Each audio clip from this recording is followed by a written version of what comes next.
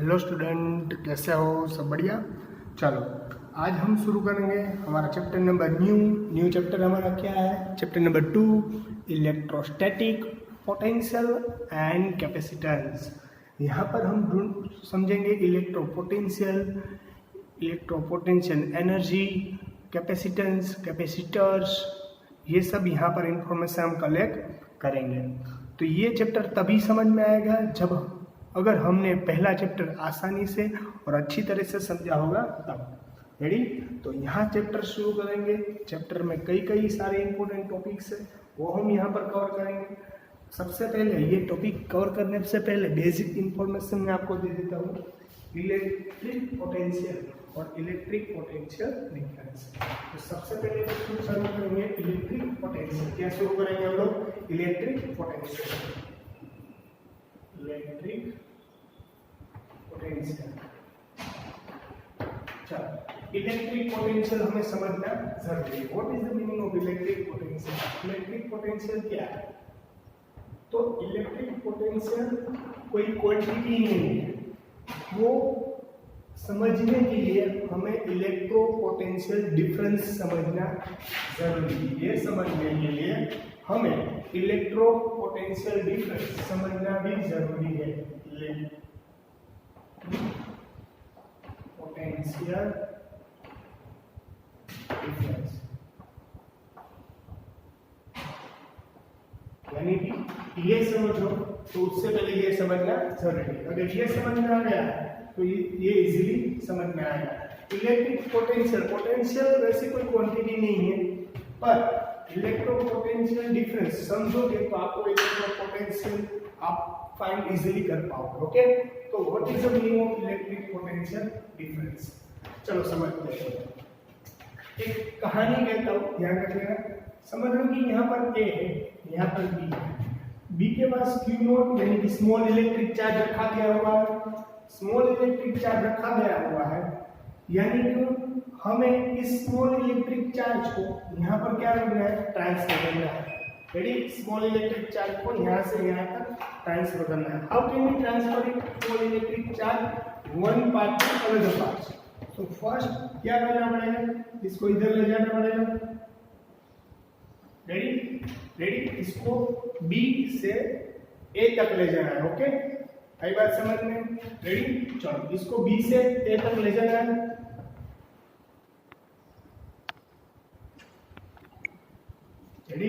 चलो, electric potential difference समझना जरूरी था। इलेक्ट्रिक पोटेंशियल डिफरेंस यानी कि समझ लो कि ये पहला पॉइंट है, ये दूसरा पॉइंट बी है। बी पर क्यू नॉट यानी कि क्यू जीरो इलेक्ट्रिक चार्ज रखा गया, यानी कि स्मॉल चार्ज यानी कि पॉजिटिव चार्ज रहेगा। वो आपको पहले चैप्टर में अच्छी तरीके से हमने समझाया था। इसको अगर यहाँ ले जाना है तो अगर हम आपको पूछे कि यहाँ पर इलेक्ट्रिक पोटेंशियल कौन सा है तो हमें मालूम नहीं चलेगा। उसके पहले हमें इलेक्ट्रिक पोटेंशियल डिफरेंस जानना जरूरी है। तो समझ लो कि ये क्यू नॉट चार्ज है, इसको हमने यहाँ पर ट्रांसफर किया, तो यहाँ से यहाँ ट्रांसफर किया यानी कि ये इनिशियल पॉइंट हो गया, ये फाइनल पॉइंट हो गया।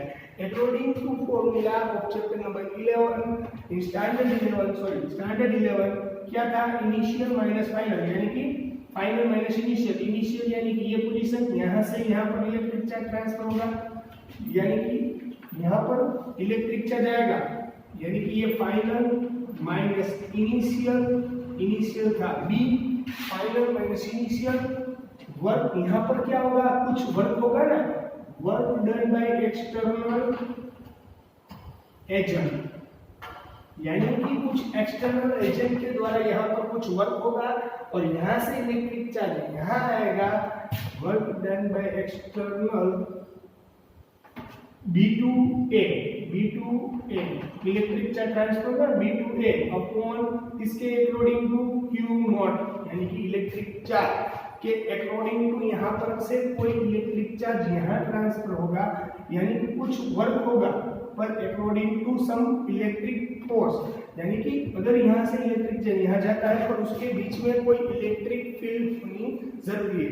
क्यों? क्योंकि इलेक्ट्रिक फील्ड होगी तभी इसको कुछ कंप्लीट हो पाएगा। तो VA minus VB external work external B2A by Q0, ये हो गई हमारी इलेक्ट्रिक पोटेंशियल डिफरेंस। ये हो गया हमारा इलेक्ट्रिक पोटेंशियल डिफरेंस।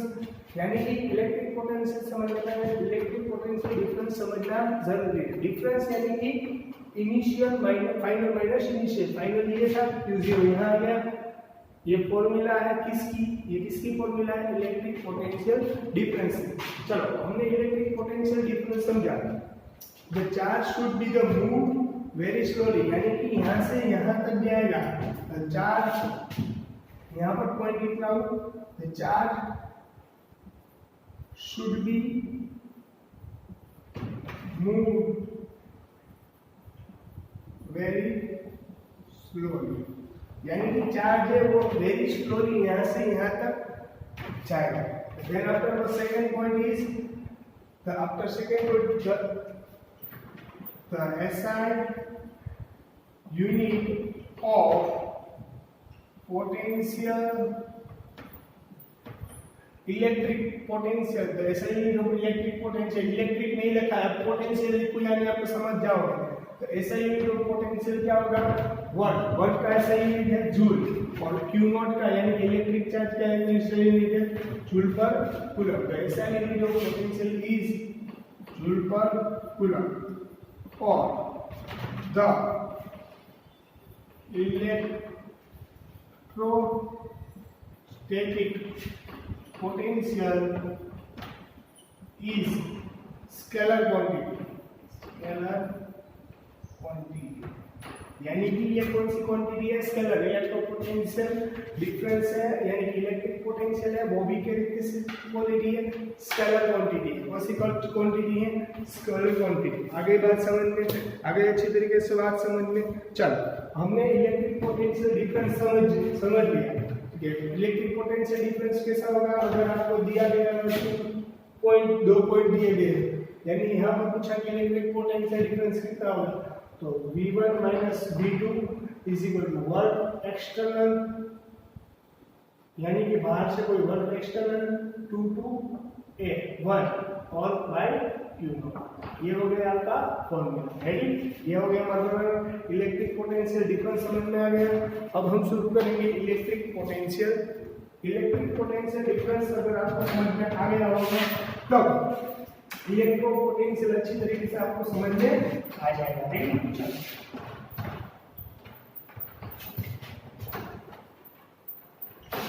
हमारे पास इलेक्ट्रो पोटेंशियल डिफरेंस की फॉर्मूला क्या थी, वो यहाँ पर लिख रहा हूँ पहले, VA माइनस VB, यानी work external B2 A upon Q0, ready. ये हमारे पास फॉर्मूला है इलेक्ट्रो पोटेंशियल डिफरेंस, रेडी। ये फॉर्मूला इलेक्ट्रो पोटेंशियल डिफरेंस, हमें क्या चाहिए, इलेक्ट्रिक पोटेंशियल। अगर आपको कोई पॉइंट पर इलेक्ट्रिक पोटेंशियल डिफरेंस है, तो अगर आपको पॉइंट ए पॉइंट पर कोई समझ लो कि कोई पॉइंट ए पर आपको इलेक्ट्रिक पोटेंशियल मांगे, यानी कि अगर मैं यहाँ 0 कर दूं, VB 0 कर दूं, एक बात समझ में, यहाँ पर VB 0 कर दूं, यानी VA माइनस V 0, तो VA हो जाएगा, यानी potential difference of point A हो जाएगा। एक बात समझ में, अगर हमें पोटेंशियल डिफरेंस यहाँ पर इलेक्ट्रिक पोटेंशियल एट पॉइंट ए मांगा है, तो हम V को 0 कर देंगे तो VA मिल जाएगा, यानी पोटेंशियल एट पॉइंट ए मिल जाएगा, electric potential at point A मिल जाएगा। तब जब हम B को 0 कर देंगे तब हमें क्या मिल जाएगा, electric potential on point A. आई बात समझ में, कब, जब B को 0 करें तब। बट B 0 कब होगा, समझ लेते हैं। यहाँ पर कोई चार्ज रखा दिया होगा, यहाँ पर दूसरा पर Q0 चार्ज था, पर Q0 चार्ज था और एक पॉइंट B पर था।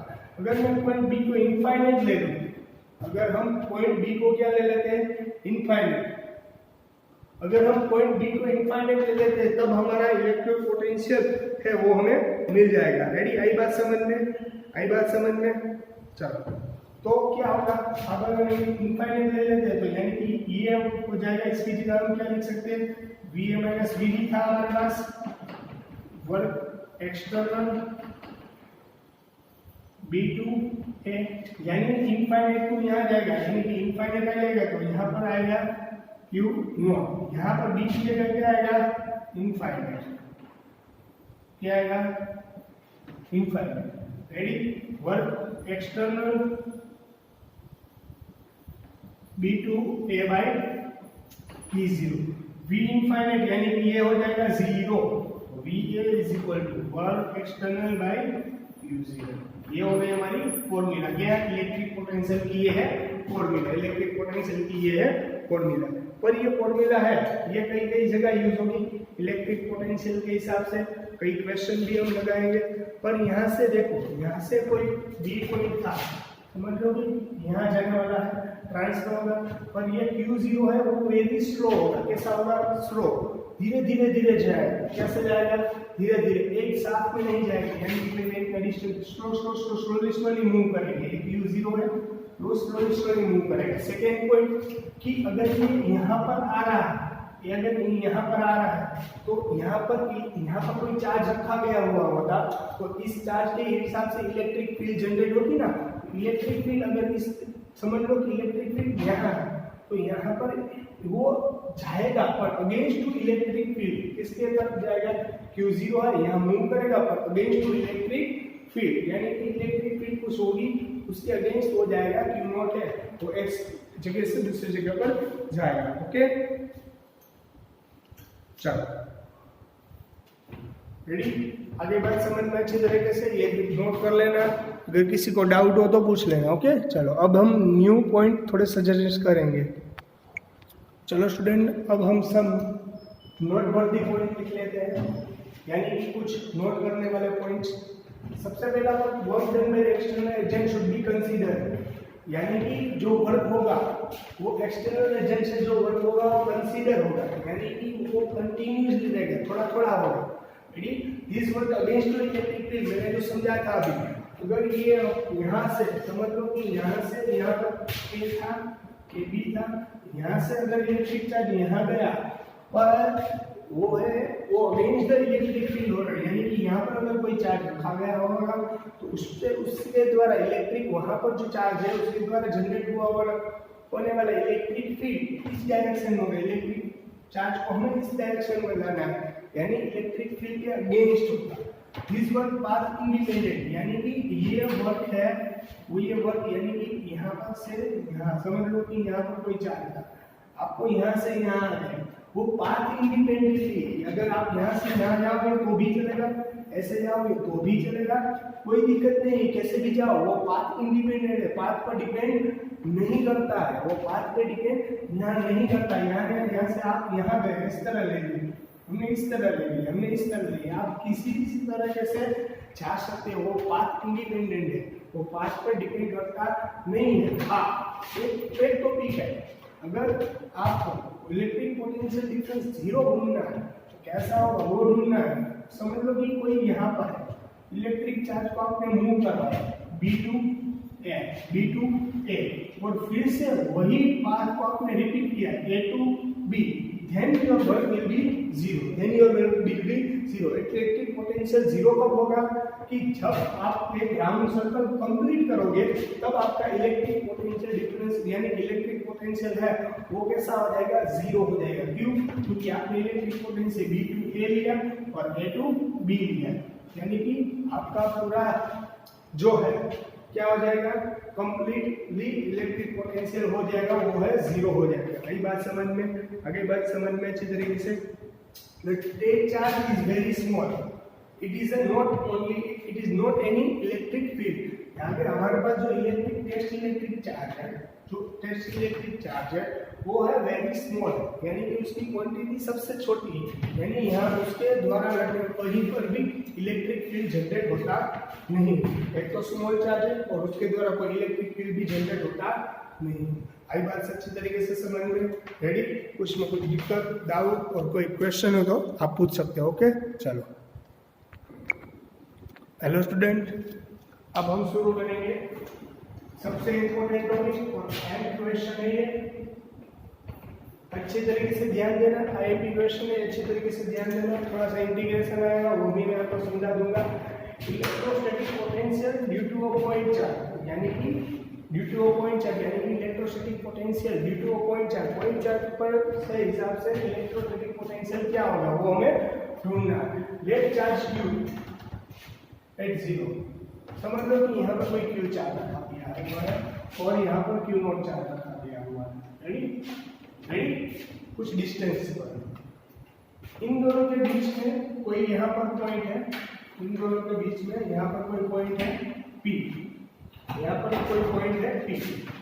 अगर इन दोनों के डिस्टेंस है, यहाँ पर ये डिस्टेंस है, डिस्टेंस होगा यहाँ पर से यहाँ तक का, यहाँ पर कोई क्यू नॉट इलेक्ट्रिक चार्ज रखा गया हुआ है।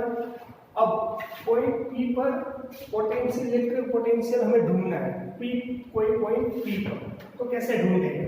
तो सबसे पहले यह मान लो कि यहाँ पर कोई इलेक्ट्रिक चार्ज रखा गया हुआ था, ये यहाँ से इलेक्ट्रिक चार्ज पहले तो यहाँ पर इनफाइनाइट सेट कर दिया गया। क्या था? इनफाइनाइट। यहाँ पे क्योंकि इनफाइनाइट सेट करना पड़ेगा, क्योंकि मैंने आपसे समझाया था अगर आपको इलेक्ट्रिक पोटेंशियल लेना है तो सबसे पहले आपको इलेक्ट्रिक पोटेंशियल डिफरेंस समझना पड़ेगा। इलेक्ट्रो पोटेंशियल डिफरेंस में एक पॉइंट को आप इनफाइनाइट लोगे तभी आपको मिलेगा इलेक्ट्रो पोटेंशियल। कब मिलेगा आपको इलेक्ट्रिक पोटेंशियल? समझ लो कि यहाँ पर इनफाइनाइट डिस्टेंस है, यानी कि यहाँ से चार्ज मूव होता हुआ थोड़ा सा मूव हुआ और चार्ज यहाँ आ गया। समझ लो कि यहाँ पर कोई पॉइंट पर आ गया, उसका पॉइंट हमने नाम लिया है। तो यहाँ से हम कैलकुलेट करेंगे, यहाँ तक हमने जीरो, यहाँ से हम जीरो स्टार्ट करते हैं। यहाँ से कोई पॉजिटिव चार्ज, यहाँ पर कोई पॉजिटिव चार्ज रखा गया, याद रखना। तो यानी कि यहाँ से यहाँ तक का डिस्टेंस को हमने x ले लिया, यहाँ से यहाँ तक के डिस्टेंस को हमने x ले लिया, यहाँ से यहाँ तक का डिस्टेंस को हमने x ले लिया, यानी यहाँ में पॉइंट Q जो चार्ज था उसने थोड़ा सा मूव किया और यहाँ से यहाँ आ गया, यानी कि कितना डिस्प्लेसमेंट किया होगा? माइनर डिस्प्लेसमेंट किया होगा, यानी कि थोड़ा सा ही हो गया होगा।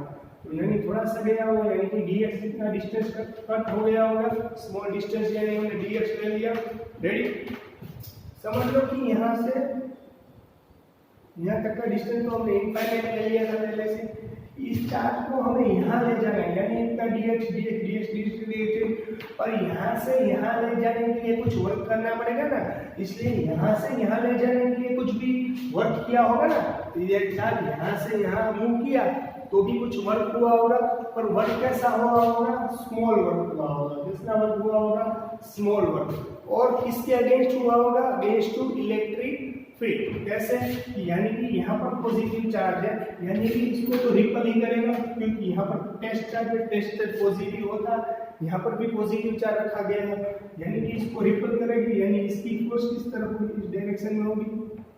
रेडी, और इसको किस डायरेक्शन में जाना है? इस डायरेक्शन में जाना है, यानी कि दोनों की डायरेक्शन कौन सी होगी? ऑपोजिट होगी। आई बात, यानी इसको यहाँ ले जाना है, इसको यहाँ ले जाना है, पर इसकी इलेक्ट्रिक फील्ड उस डायरेक्शन में होगी, यानी कि दोनों की डायरेक्शन ऑपोजिट होगी। आई बात समझ में अच्छे तरीके से? आगे बात समझ में अच्छे तरीके से? और यहाँ दोनों का डिस्टेंस हमने ले लिया था। Ready, as known as work done is, as we know that work done is, as we know that work done is, work done क्या है हमारे साथ? स्मॉल, पहले इसके कैलकुलेट कर लेते हैं। स्मॉल वर्क किया, स्मॉल वर्क किया, यानी dw कितना हो गया होगा? f into dx, f into dx, ये पॉइंट पे ले रहा हूँ, वेक्टर क्वांटिटी है इसलिए।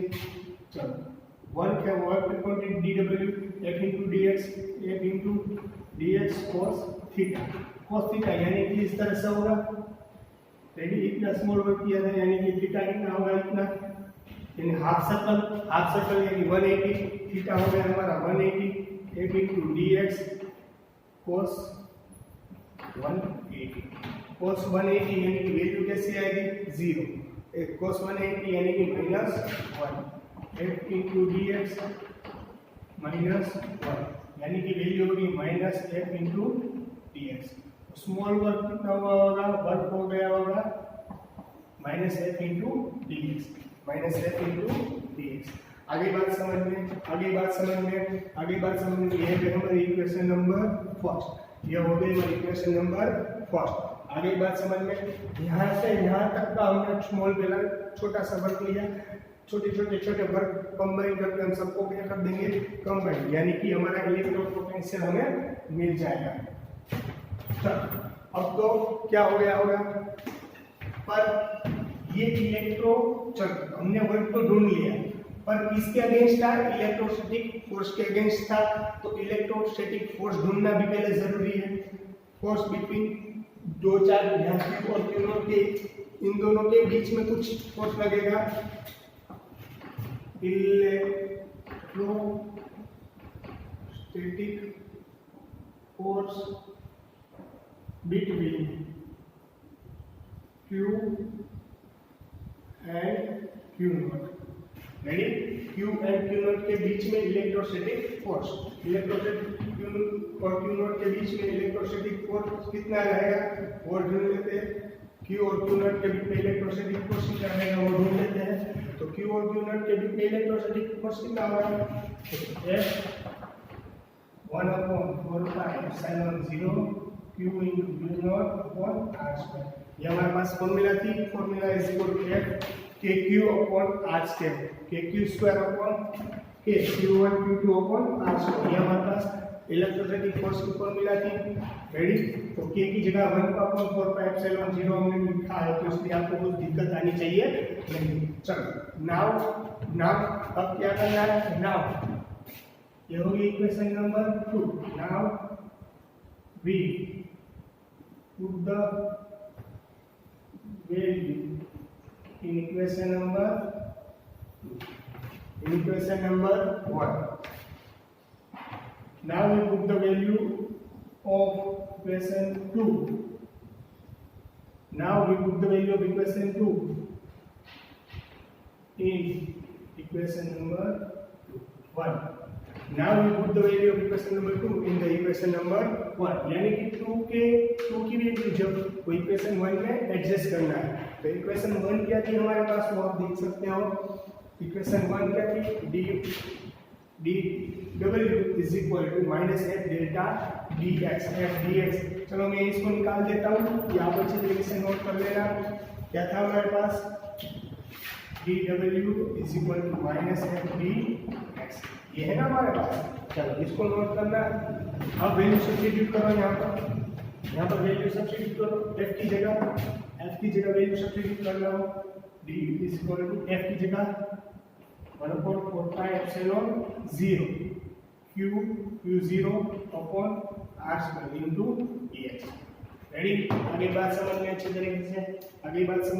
तरीके से पर ये हमें जो मिला है वो स्मॉल dw है, यानी कि छोटा सा पार्ट है, यानी कि टू सा पार्ट। अबे हमें पूरा वर्क लेना है, यानी कि w पूरा लेना है, यानी यहाँ से यहाँ तक ले जाना है, यानी कि यहाँ से यहाँ तक ले जाओ, यानी 0 से टोटल वर्क चाहिए, यानी पूरा वर्क हमें ढूंढना है। तो now we integrate both of side. Now we do the integration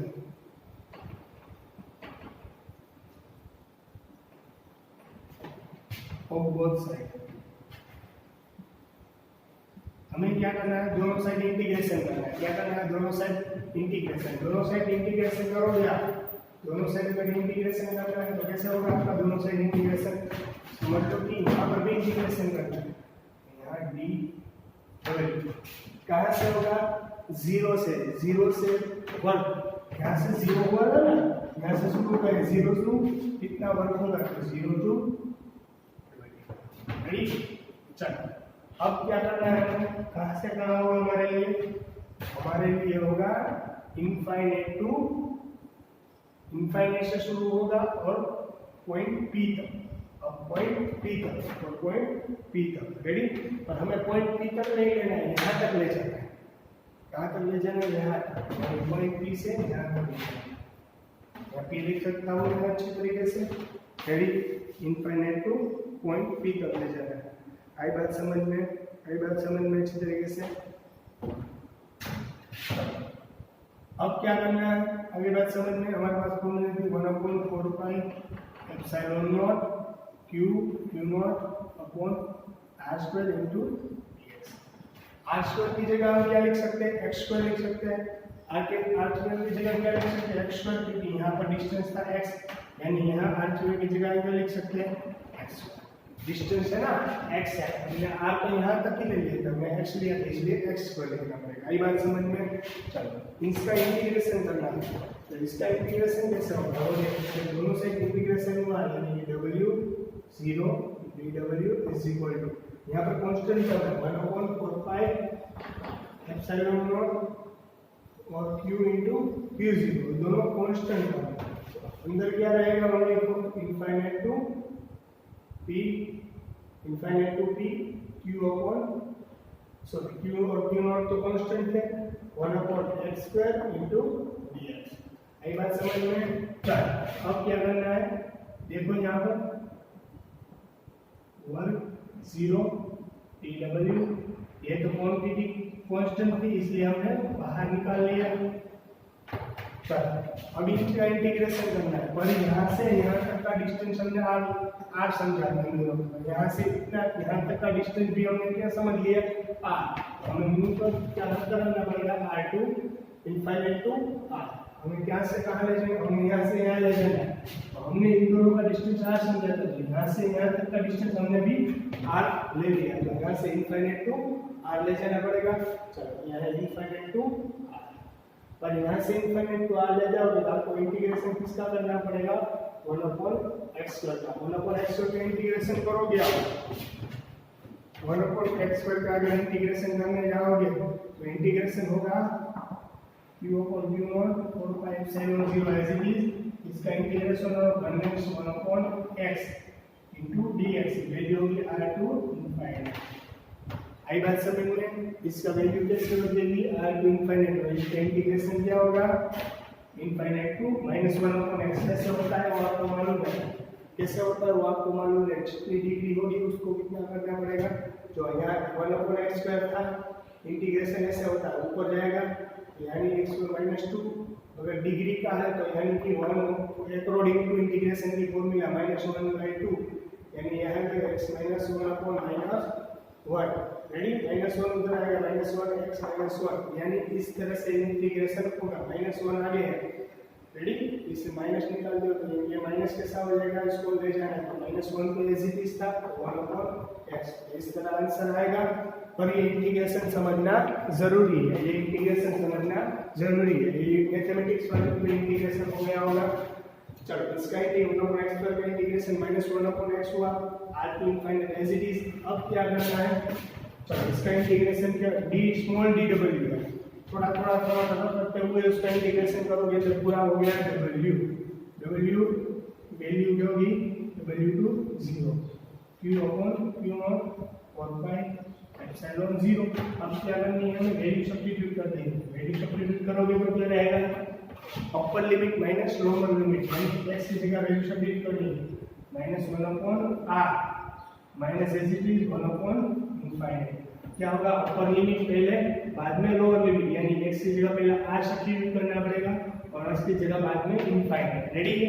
आई बात समझ में? चलो यहाँ पर भी ऐसा होगा, वैल्यू सब्स्टिट्यूट करोगे तो कि अपर लिमिट माइनस लोअर लिमिट है 0, तो यानी ये 0 हो जाएगा q अपॉन q not epsilon 4 pi epsilon not -1/। Ready? अभी बात समझ में अच्छी तरीके से?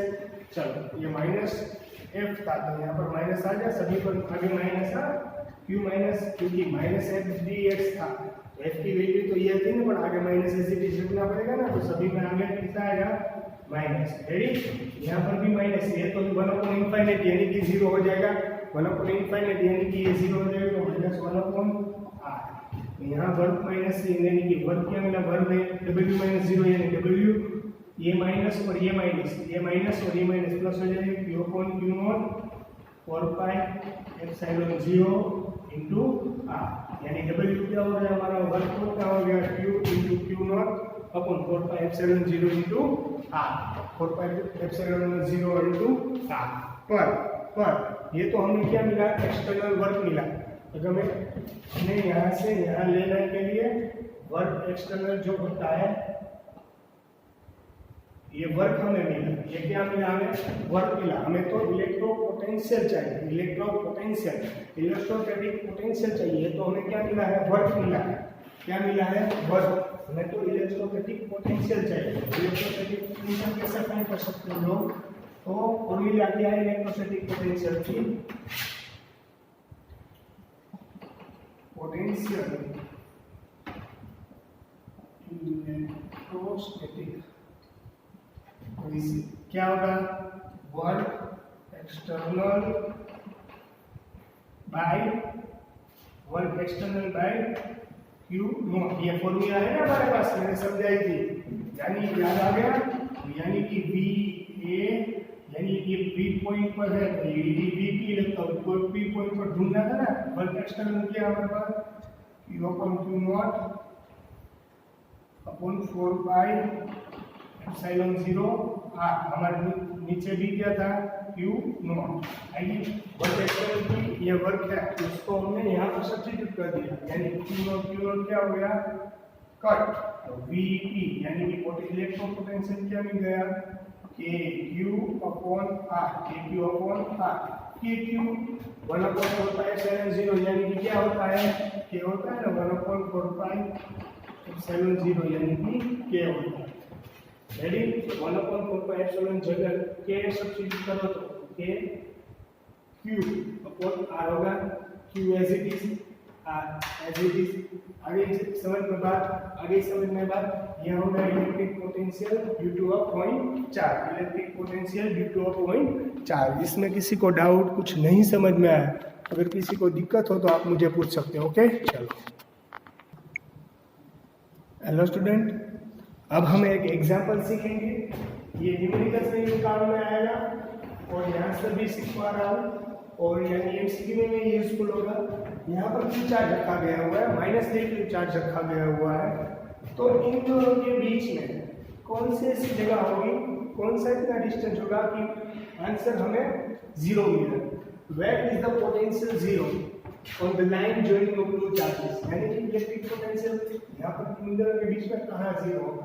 तो यहाँ समझ लो कि हमें यहाँ का इस इन दोनों का डिस्टेंस समझ लो कि ये a दिया गया हुआ है। रेडी, हमें दिया गया हुआ है a, तो 0 कब होगा वो ढूंढना है। तो इलेक्ट्रोस्टैटिक पोटेंशियल दो तरीके से 0 हो सकता है। एक तो पहले इन दोनों के बीच में अगर कोई इलेक्ट्रोस्टैटिक पॉइंट ऐसा होगा कि वहां पर 0 होगा, और दूसरा कि इलेक्ट्रिक ऐसे पोटेंशियल 0 कब होगा, यहाँ पर अगर इलेक्ट्रोस्टैटिक पोटेंशियल मापने जाओगे तो 0 नहीं होगा। क्यों? क्योंकि यहाँ पर -3 क्यू चार्ज है, -3 क्यू चार्ज है, यानी कि यहाँ पर -3 का पोटेंशियल ज्यादा है, -3 क्यू का केस नजदीक है, इसलिए यहाँ पर इसका फोर्स ज्यादा होगा। और यहाँ पर कोई क्यू चार्ज है। अगर आप पहले यहाँ तो इन दोनों के बीच में तो कोई ऐसा पॉइंट होगा जहाँ पर इलेक्ट्रिक पोटेंशियल 0 होगा। एक और ऐसी जगह है जहाँ इलेक्ट्रो पोटेंशियल 0 होता है। तो कहाँ ले जा रहा है, अगर आपके पास एक समझा रहा हो, आपके पास कोई स्मॉल इलेक्ट्रिक चार्ज है, उसके अगर नजदीक जाओगे तो वहां पर इलेक्ट्रिक पोटेंशियल 0 होने की पॉसिबिलिटी रहेगी, यानी पर यहाँ पर ओनली क्यू चार्ज है। यहाँ पर आउटसाइड ढूंढोगे, यहाँ पर कोई अगर आउटसाइड यहाँ पर ढूंढेंगे तो आपकी इलेक्ट्रिक पोटेंशियल 0 होने की पॉसिबिलिटी है। यहाँ पर क्यों नहीं है, यानी कि यहाँ पर -3 क्यू चार्ज है, यानी कि यहाँ पर चार्ज की वैल्यू ज्यादा है। रेडी, तो electrostatic potential is equal to V1 plus V2। आई बात समझ में? हमने लास्ट चैप्टर में ये समझा था कि हम कहीं पर भी साइन नहीं लेते थे, पर यहाँ सभी जगह साइन की जरूरत है, विद साइन लेना है, विद साइन लेना, यानी कि समझ लो कि यहाँ पर इलेक्ट्रिक पोटेंशियल क्या था, अकॉर्डिंग टू वर्क कौन मिला, इलेक्ट्रो पोटेंशियल की फॉर्मूला क्या है, KQ upon R, KQ upon R, KQ upon R। समझ लो कि यहाँ पर कोई x डिस्टेंस है, हमने पूरा डिस्टेंस कैसे ले लिया, ये डिस्टेंस ले लिया। समझ लो कि पहले इनसाइड ले लेता हूं, दो केसेस आएंगे यहाँ पर, एक इनसाइड और एक आउटसाइड। पहले 0 पहले ले लेते हैं इनसाइड। समझ लो कि यहाँ पर एज्यूम कर लो कि यहाँ पर कोई एक डिस्टेंस पर हमें आंसर 0 आएगा, तो यहाँ से इसका डिस्टेंस समझ लो कि हमने h ले लिया था। रेडी, ऐसे पॉइंट ले लेता हूँ ए पॉइंट पर हमारा इलेक्ट्रिक पोटेंशियल 0 हो जाता है। यानी यहाँ से यहाँ तक का इलेक्ट्रिक पोटेंशियल होगा VA और यहाँ से यहाँ तक का यानी कि ये पूरा A और इतना बात करो तो ये हो गया A माइनस एक्स। आगे बात समझ में नहीं आई बात समझ में। एक और बात समझाता हूँ, समझ लो कि पोटेंशियल दो तरीके से जीरो हो सकता है इलेक्ट्रिक पोटेंशियल, एक बीच में रखो तो और एक स्मॉल जो इलेक्ट्रिक चार्ज है उसके आउटसाइड रखो तो। ये इनसाइड की बात कर रहा हूँ, यानी कि यहाँ पर एज्यूम कर ले कि इन दोनों के बीच में यहाँ पर इलेक्ट्रिक पोटेंशियल जीरो हो सकता है, तो मैंने एज्यूम कर लिया। तो यहाँ पर पोटेंशियल जीरो हो सकता है, तो कितने डिस्टेंस से था कि समझ लो कि पहले चार्ज के हिसाब से x डिस्टेंस पर यहाँ पर x एज्यूम कर लिया, तो सेकंड थिंग तो -3q a माइनस x हो जाएगा, ये वैल्यू हो जाएगी a माइनस x। रेडी? तो चलो a पूरा डिस्टेंस था उसमें से x कट कर दो तो a माइनस x। रेडी? चलो अब क्या करना है, इलेक्ट्रोस्टैटिक पोटेंशियल है v1 + v2। ठीक है, फॉर्मूला क्या है हमारे पास, kq/r। kq/r यहाँ पर q इलेक्ट्रिक चार्ज है इसलिए पॉजिटिव, यहाँ पर नेगेटिव आएगा, q यहाँ पर नेगेटिव चार्ज है तो kq q की जगह में आएगा 3q/r। रेडी? डाउट है इसमें कुछ? रेडी? चलो इलेक्ट्रिक पोटेंशियल क्या करना था हमें, जीरो। इलेक्ट्रिक पोटेंशियल क्या करना था हमें, जीरो। इलेक्ट्रिक पोटेंशियल की वैल्यू हो जाएगी जीरो। यहाँ से k कट तो यहाँ बचेगा 1/r। यहाँ पर r की वैल्यू क्या है, यहाँ पर r की वैल्यू यहाँ से डिस्टेंस मेजरमेंट करोगे तो r की वैल्यू जाएगी x, तो r की जगह क्या वैल्यू सब्स्टिट्यूट करनी पड़ेगी x। चलो सेकंड के लिए -3q के लिए लिया तो यहाँ से यहाँ तक का डिस्टेंस मेजरमेंट करते हैं, यहाँ पर पूरा a था, इतना सा कट कर देते इतना a माइनस x। ध्यान देने की यहाँ पर r की वैल्यू आएगी a माइनस x। आगे बात समझ में। रेडी? कंप्लीट। चलो अब वैल्यू क्या होगी, 1/x माइनस यहाँ पर आएगी 3/a माइनस x। कंप्लीट। यहाँ पर 0, ये माइनस है उस तरफ आ जाएगा तो पॉजिटिव, यानी 3/a minus x is equal to 1/x। आई बात समझ में अच्छे तरीके से? चलो x यहाँ आ जाएगा तो 3x is equal to a minus x। Ready? चलो 3x यानी कि x इधर चला जाएगा, 3x प्लस x यानी a 4x is equal to a को वेरिएबल बनाओ, a is equal to x को वेरिएबल बनाओ, x is equal to a/4 यानी a/4 डिस्टेंस पर, यानी कि a/4 डिस्टेंस पर आपका इलेक्ट्रोस्टैटिक पोटेंशियल कैसा हो जाएगा, जीरो। a/4 डिस्टेंस पर आपका इलेक्ट्रिक पोटेंशियल कैसा हो जाएगा, जीरो। इन दोनों के बीच में। आई बात समझ में अच्छे तरीके से? इसमें किसी को कुछ डाउट नहीं समझ में आ रहा है, यानी कि कोई क्वेरी हो तो आप मुझे पूछ सकते हो। ओके चलो अभी एक और इनसाइड ले लिया, अब हम सीखेंगे आउटसाइड। आउटसाइड भी जीरो होगा, वो हमने समझाया था। तो किस डिस्टेंस पर आउटसाइड जीरो होगा, किस डिस्टेंस पर आउटसाइड जीरो होगा, ये इनसाइड ले लिया, इनसाइड का वैल्यू मेरा a/4। अब हम सीखेंगे आउटसाइड। आउटसाइड हम कहाँ रखेंगे तो वैल्यू जीरो होगा। आउटसाइड तो क्या आउटसाइड समझ लो कि यहाँ पर से पहले से टिकट ड्रॉ करनी पड़ेगी, कैसे जो चार्ज दिए हुए हैं। समझ लो कि इसका डिस्टेंस था a, अब हमें यहाँ पर कोई चार्ज रखा तो उसका a ले लेता हूँ। यहाँ पर है इलेक्ट्रिक पोटेंशियल, समझ लो कि यहाँ पर हमें जीरो होता होगा, तो इलेक्ट्रिक पोटेंशियल हम यहाँ पर एज्यूम कर लेते हैं जीरो हो। तो यहाँ से समझ लो कि इसका डिस्टेंस है y। रेडी? तो इन दोनों का डिस्टेंस कैसा हो जाएगा, इन दोनों का डिस्टेंस हो जाएगा a प्लस y। -3q से a तक का डिस्टेंस हो जाएगा a प्लस y, और q से यहाँ तक का डिस्टेंस है ओनली 2। आउटसाइड वो भी जीरो, तो इलेक्ट्रोस्टैटिक पोटेंशियल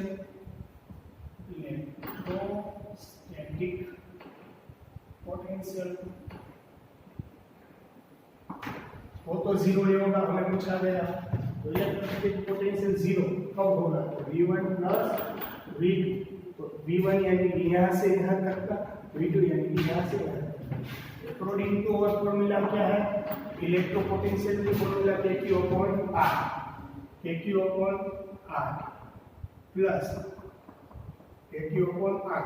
q की जगह यहाँ आएगा -3q -3 KQ अपॉन यहाँ जो R है वो यहाँ से डिपेंड करता हुआ यहाँ से फॉलो होगा, यानी कि यहाँ पर R की वैल्यू है y और यहाँ R के लिए इतना डिस्टेंस है, यानी कि a प्लस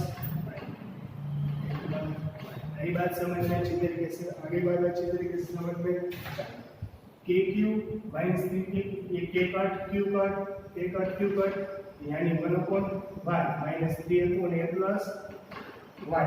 ये वहाँ तो पोटेंशियल इलेक्ट्रोस्टैटिक पोटेंशियल 0 लेना था, चलो माइनस पूरी टर्म इधर ले आओ तो प्लस हो जाएगी 3 upon a plus y is equal to 1 upon y, ये y डिवाइड में आ जाएगा तो 3y is equal to a plus y, ये y पॉजिटिव उधर आ जाएगा तो negative 3y minus y is equal to 3y में से y जाएगा तो 3y में से y जाएगा तो y is equal to a।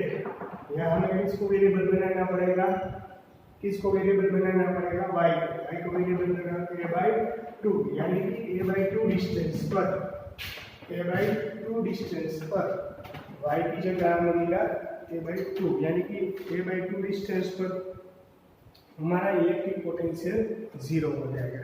आई बात अच्छे तरीके से समझ में, आगे बात अच्छे तरीके से समझ में। इसमें किसी को कुछ डाउट, कुछ नहीं समझ में आ रहा है तो बोल दें। रेडी? चलो अब हम एक सर्कल पर ढूंढेंगे, सर्कल पर कैसे होगा वो हम देख लेते हैं। रेडी?